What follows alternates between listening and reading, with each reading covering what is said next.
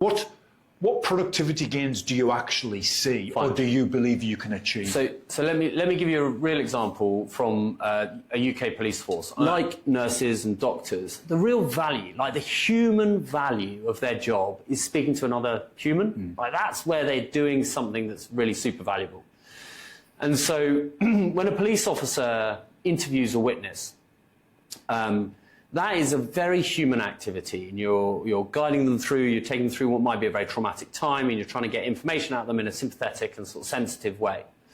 At the end of that interview, they're presented with a transcript now, like transcripts are just created, right? They're available.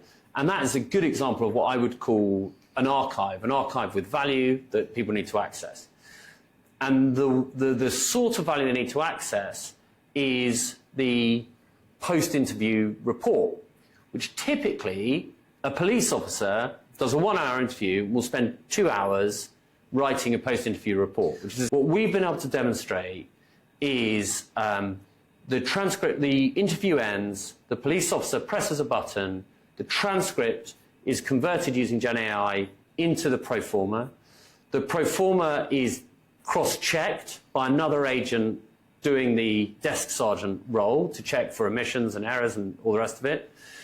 Any returns that need to be made are sent to the police officer, who can just do a quick manual entry, and then it's submitted. And you can start creating this kind of automated workflow, which is super effective and allows humans to be focusing on what humans should be focusing on, which is human-to-human contact, being out, doing interviews, preventing crime, all that sort of stuff.